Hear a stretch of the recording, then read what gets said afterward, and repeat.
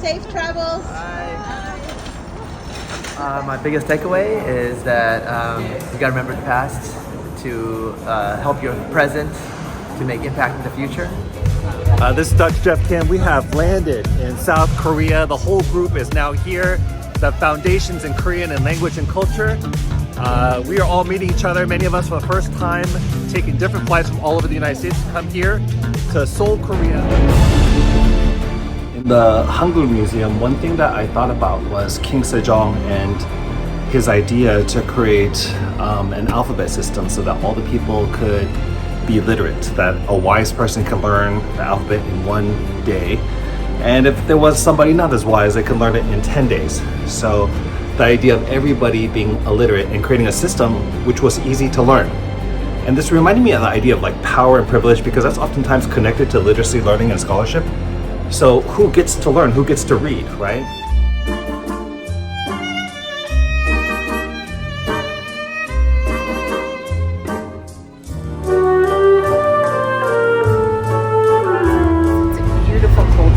That I look forward to sharing with my students and with my Korean families back at home. We are literally less than 2 miles away from Koreatown at our home school, and about 5 years ago opened up a Korean culture class. Many times our kids walk around really not getting to know their neighbors, yet they live down the street from each other. So it's very important for me, for my kids, to develop an understanding of how much more we have in common than we do different. They have a little welcome for us. We're in the lobby and we're headed to our lecture location. 그다음에 방문 환영 행사를 시작하겠습니다. So from now on, we will begin the welcome event for the visit of the Foundation for Korean Language and Culture in the US.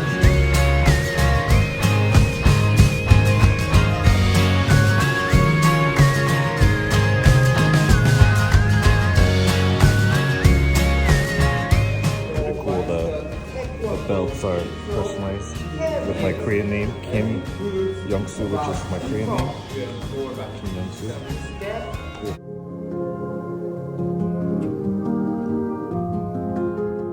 We're at the National Museum of Korea and about to go on our tour.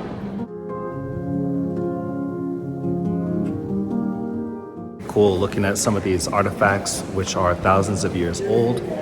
Tomorrow we'll be traveling to Gyeongju by KTX, and there we'll actually be able to see some of the burial sites in those places where some of these artifacts were initially excavated from.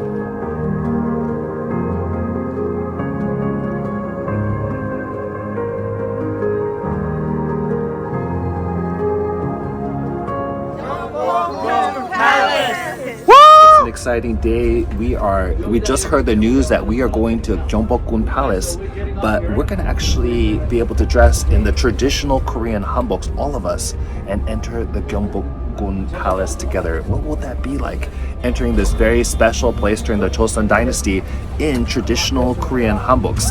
This is my first time doing this. I have led the delegation of American educators from the United States on this summer tour in Korea for maybe like 15 times, and this is the first time ever that we get to dress up in the Korean traditional royal outfit and walk around the palace, which is an honor and a privilege.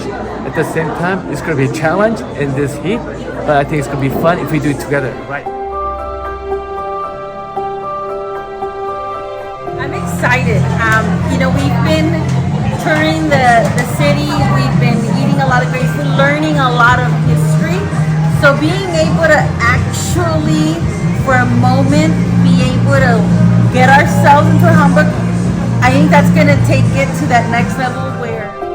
But at the time, that would have been made out of silk. We were familiar with the Silk Road and how this would have been a very costly, very precious material. So interesting. We're entering the gates here, but right next to the history is the modern Korea, side by side like that. I find that so fascinating. Beautiful hanbok. We're here at the Gyeongbokgung Palace. How are you feeling? I'm feeling royal and connected to the Korean culture, and appreciative that the Korean people are so open to sharing their culture. That makes me feel very warm. I think what's been on my mind most is the idea of story. We've been learning the story of the Korean people through the history and the connection. And as humans, we respond to story. And one of the most powerful commands, it's in, I think, every culture, is this idea of loving others the way we want to be loved, right? Maybe the way that God's loved us. And you can't do that if you don't see others as people, if you don't see who they are. And it's appropriate, I think, we're wearing these traditional Korean outfits. It's maybe a little touristy, right? But it really is literally walking in sort of the skin of what another person walked in, generations ago, and kind of living that story is I think appropriate to be talking about this now. The people you meet, it's a divine appointment, and so I was really blessed to meet people here, and my takeaway is to cherish these moments and to leverage it for further action and impact coming in my neighborhood and in my sphere of influences. We are walking in Hwangridan. A lot of these homes, in fact all of them have roofs that are traditional in nature. Hanok style. Wow, we are at the base of the Namsan Tower. You can see that in the distance. You can see this structure from anywhere in the city, and we are gonna go up there at this time. We'll be taking this tram all the way. So we're out here at Seoul Station, and we are traveling by KTX to Gwangju.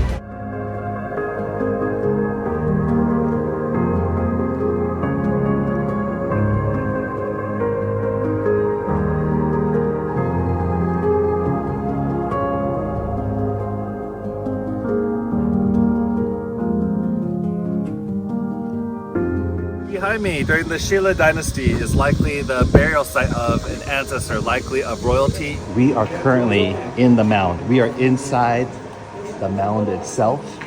Above us was the green grass. We are inside at this point. Oh my goodness, look at this. So first of all, you see the stones in the background, and now we are looking at, the burial tomb itself.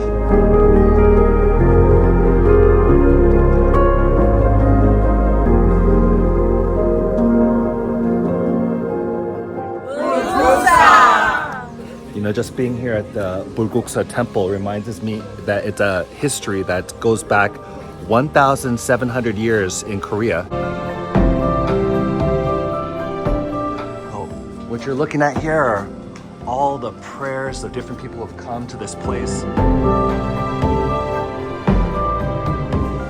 Yes, I just came back from what we thought was just a nice spot to view like some historical context, and we actually came upon someone who was actually worshiping. So we realized this is an actual operating place of worship, sacred ground for some. So we want to, as we're taking in the culture, also pay homage and respect to those that are worshiping.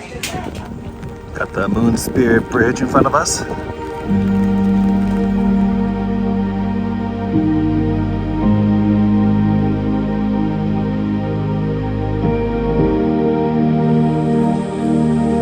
I'm in love with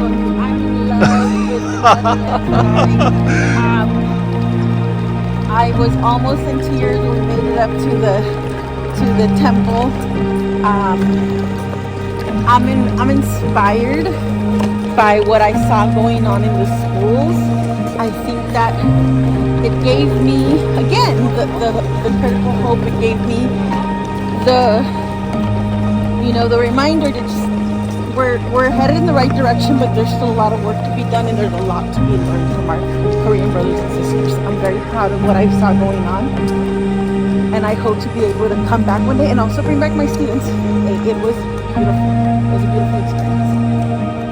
Here we are. I guess leaving Korea, I'm thinking about the idea that when you leave a place, you want to leave it better than you found it, and I think that would apply to people as well, right? So that I've obtained here, I think will allow me to leave my Korean, all people, but my Korean students especially, better than when I found them.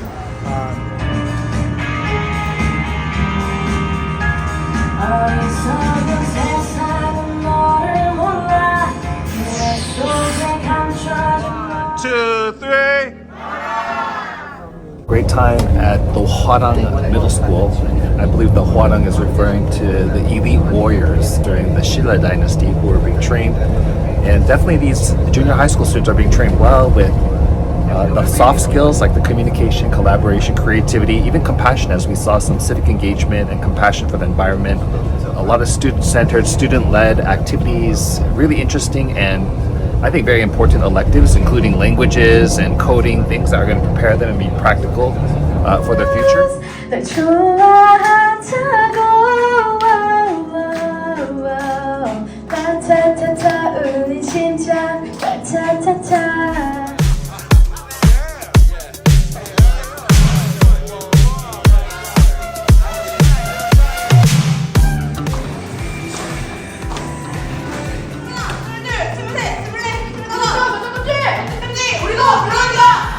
I'd just like to thank you for having us at this beautiful school. The lunch,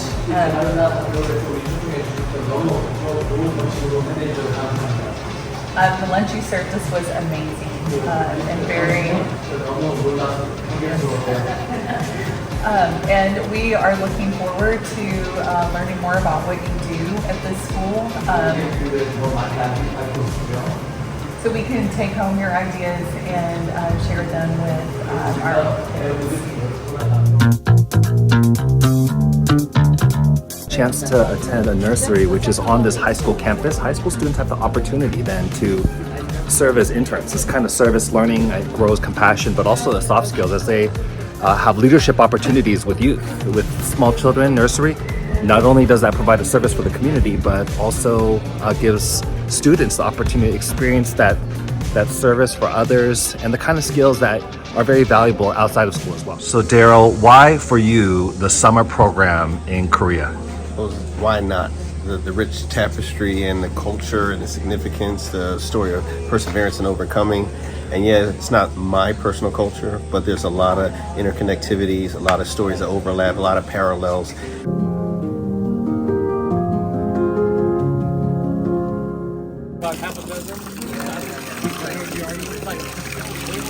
My takeaway is being deeply impacted by the Korean culture. I mean, I didn't know what to expect, but I knew it was going to be something profoundly important and impactful for my life. And now being able to take a personal story of my own to share with the personal story of my Korean families back home, I can't wait to share and continue my learning. You know, one of the main things that I'm walking away with is the importance of building community and pulling on everything that makes us who we are, our stories, our own struggles, even our own resources, right?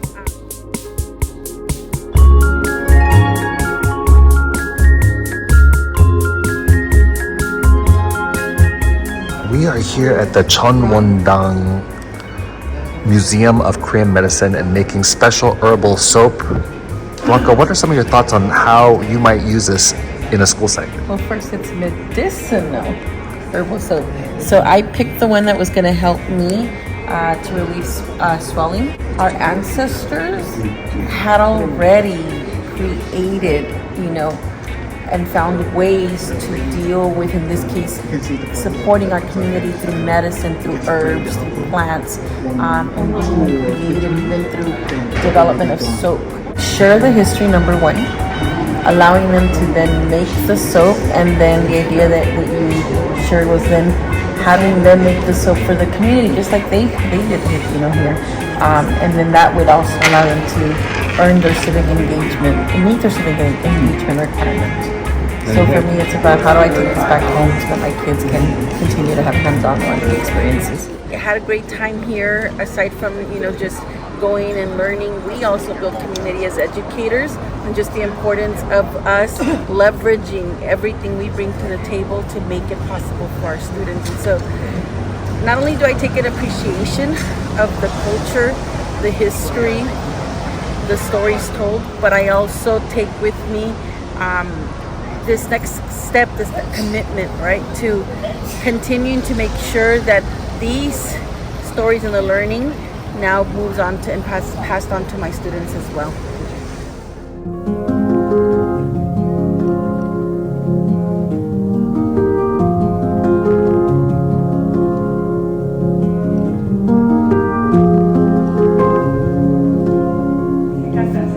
now we're learning about the different styles of writing and calligraphy with Hangul.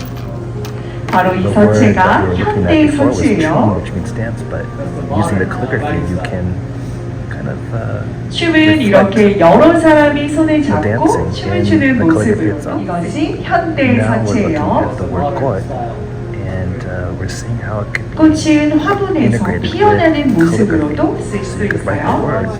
My takeaway is that the Korean culture is one of resilience. You cannot keep a strong people down, and so I'm so excited.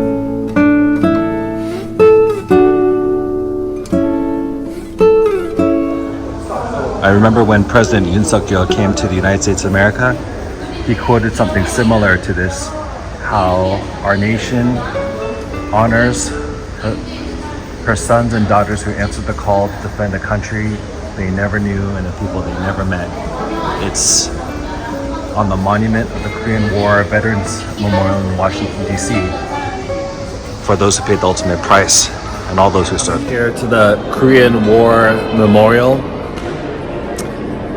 I was moved by many of the Korean citizens who, with their small children, would come to this place and tell their children how so many around the world came to help them during a difficult time. There's a scar in the land of Korea.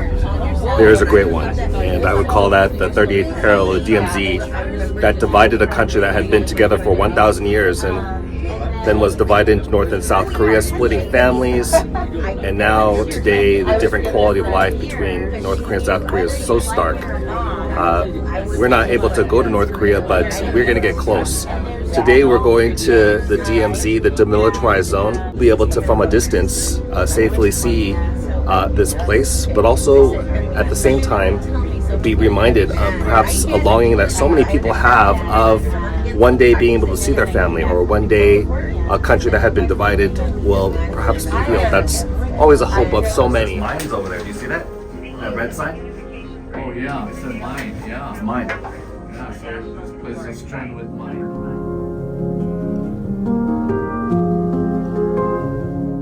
전쟁은 왜 해야 하나요? 어서 전쟁이 끝나고 어머니 품에 안기고 싶습니다. 어머니, 어쩌면 제가 오늘 죽을지도 모릅니다. So we're at the gondola in Paju, which is a district that's close to from South Korea to North Korea, and going on this gondola. Our faithful leader taking care of all the arrangements for us. And so I'm so excited to see what the next 20, 50 years look like when I come back to Korea. Not that it'll take me that long. I will definitely be back a lot sooner, but resilience is the biggest thing. So great to visit an EdTech firm in Korea. It's much bigger than I expected, 14 floors, and there are so many amazing things that I saw.